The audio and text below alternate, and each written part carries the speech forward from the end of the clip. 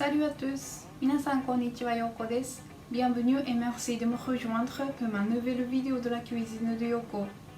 Aujourd'hui, on va préparer des bento avec des karaage. Je pense que vous avez déjà entendu le mot bento.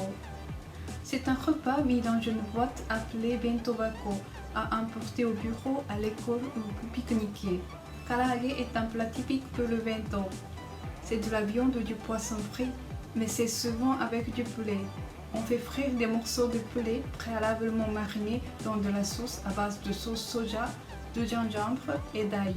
Je vais vous montrer comment je prépare des karaage et une omelette à la japonaise, et ainsi que comment je les mets dans des boîtes à bento.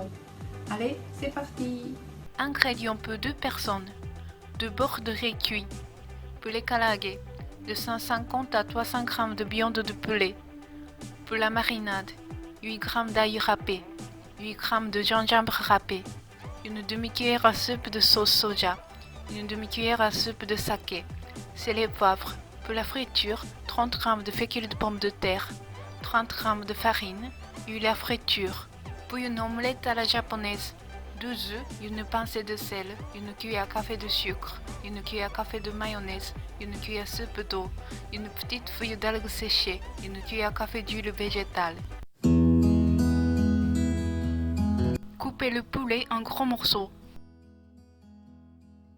Dans un petit sac en plastique ou un sac de congélation, mettez l'ail râpé, le gingembre râpé, la sauce soja, le saké, le sel et le poivre.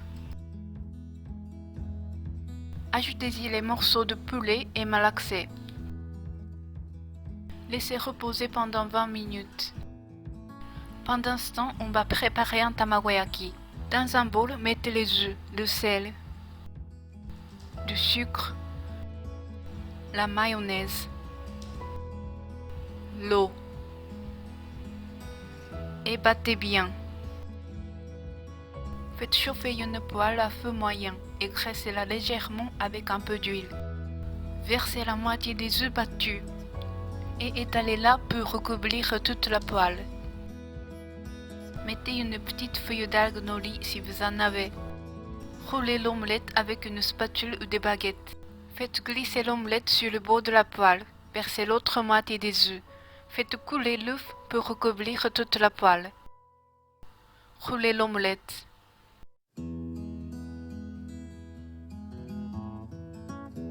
Coupez l'omelette en 4.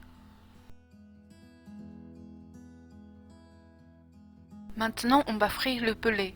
Dans un bol, mettez la fécule de pommes de terre et la farine et mélangez bien. Mettez-y le poulet et farinez bien.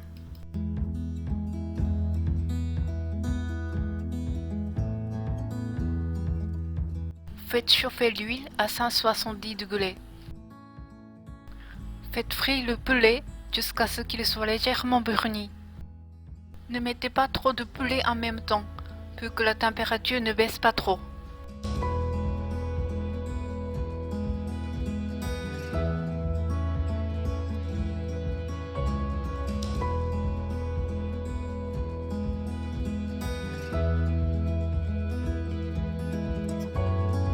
Retirez le poulet et laissez reposer pendant 3 minutes, pour que l'intérieur du poulet cuise avec la chaleur résiduelle.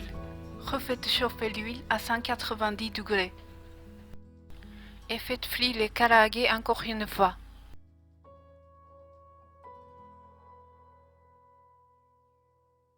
Retirez les karaage et laissez refroidir.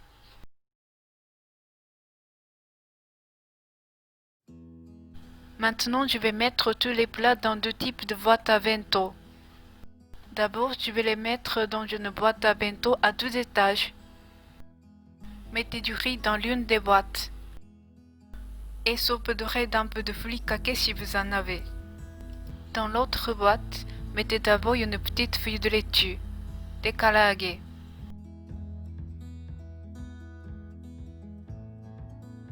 puis 2 morceaux d'omelette. Mettez quelques têtes de brocoli bouillies et des tomates cerises pour que le bento soit bien coloré. Mettez un peu de mayonnaise sur les têtes de brocoli.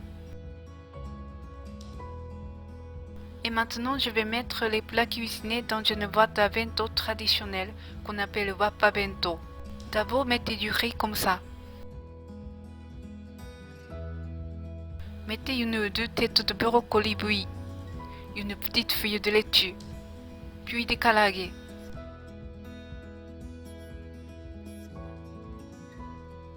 Deux morceaux d'omelette et des tomates cerises.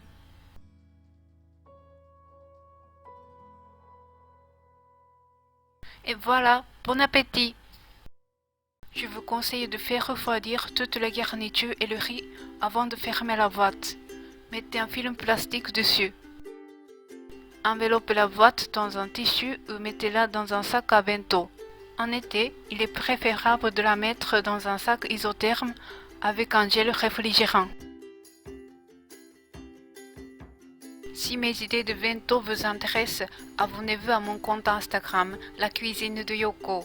J'y poste un bento presque tous les jours en français et en japonais.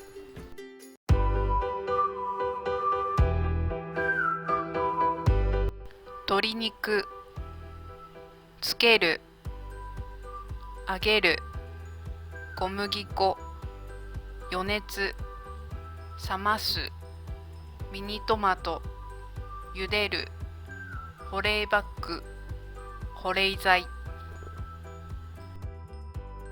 Merci d'avoir regardé cette vidéo jusqu'à la fin. J'espère que vous l'avez aimé.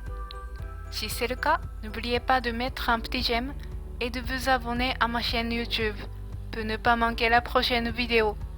Si vous avez des questions ou des recettes de plats japonais que vous aimeriez connaître, n'hésitez pas à me laisser un petit commentaire. Merci beaucoup. À bientôt pour une nouvelle vidéo. ありがとうございました。